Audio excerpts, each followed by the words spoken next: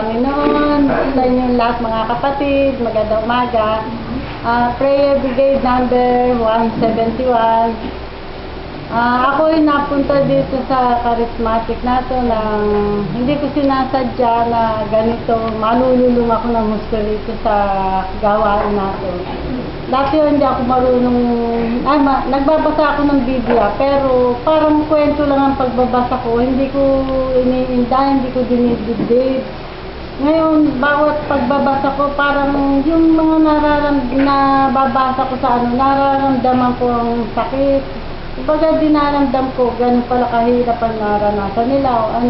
Tapos yung mga pagbabawal na mga pag-uusig na naranasan ko, lalo na sa asawa ko, na kada malalasing nga siya, pinagbabawalan ako, minumura ko, inaaway ako, hanggang sa Biblia ko, susunugin, tatapon. Talagang sobrang sakit ang ginagawa niya. Tsaka yung pagmumura-mura niya sa akin, talagang hindi niyo kayang sitmurain na. Kumbaga, pag ininda niyo talaga maluluka kayo sa sobrang sakit ng pagmumura niya. Ngayon, kapag siya nagmumura, iniisip ko lang ang Panginoon. Wala na, baliwala na sa akin. Tsaka talagang hindi na ako nag-iisip na natatakot ako sa kanya. Kung hindi, kapag sinabi niya huwag kang umate ng gano'n o ano, andun pa rin ako. Kaya nga sabi ko sa kanya, inilalayo mo ako, pero ako naman, talagang susulong ako sa Panginoon. Dahil nandito na ako, ayoko nang bumaba pa.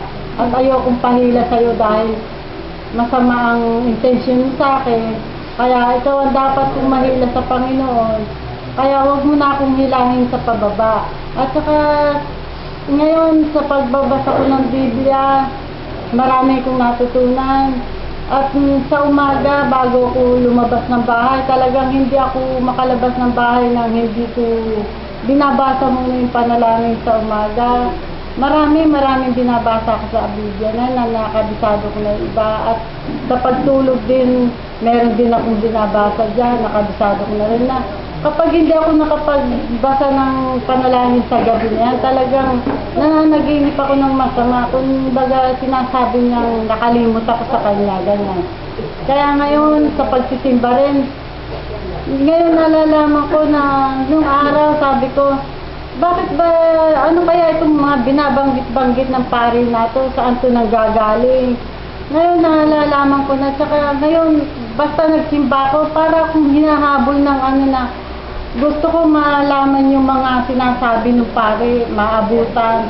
Kaya pag nalaman ko, o tsaka ko nabasa ko sa Biblia, ganito.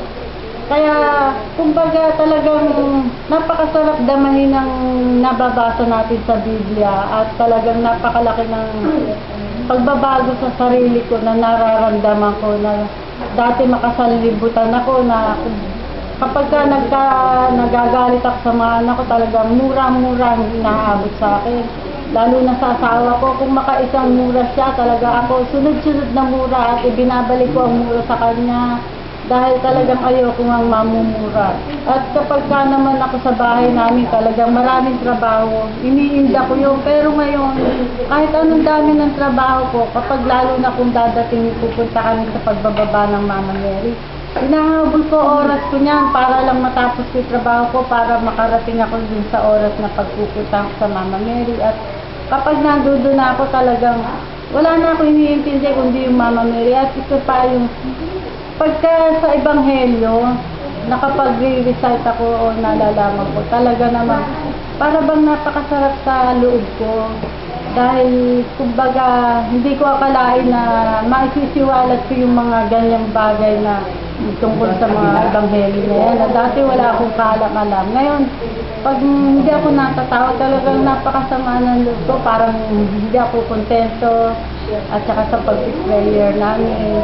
Kaya kumbaga sabi ko, talagang ang laki ng nagbago ko sa Biblia na yan na kapag hindi ako nakapagbasa sa loob ng isang araw, talagang masama ang loob ko at bakit ka ako nakalimutan ko yung pagbabasa na yun. Dati-dati naman, binabasa ko yun.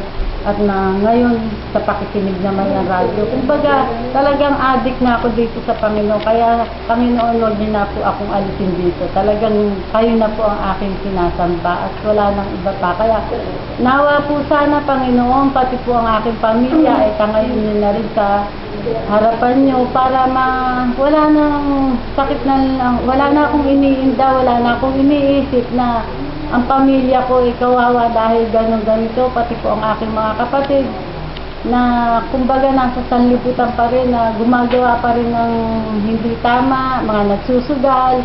Ako talagang kahit kailan po nung paman, hindi na ako marunong magsugal. Kaya lang ngayon, talagang lalo na po ngayon dahil sa pag-alis ko, kung saan man ako pumunta, may dala akong Biblia, kahit saan, kahit mabigat ang dala kong Biblia, nasa bag ko yan, nasa bulsa ko yung maliit na bagay na Biblia.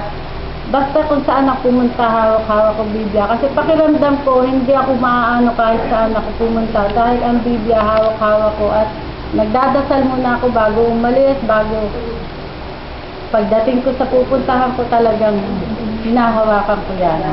Yan lang po, Panginoon. Saka na lang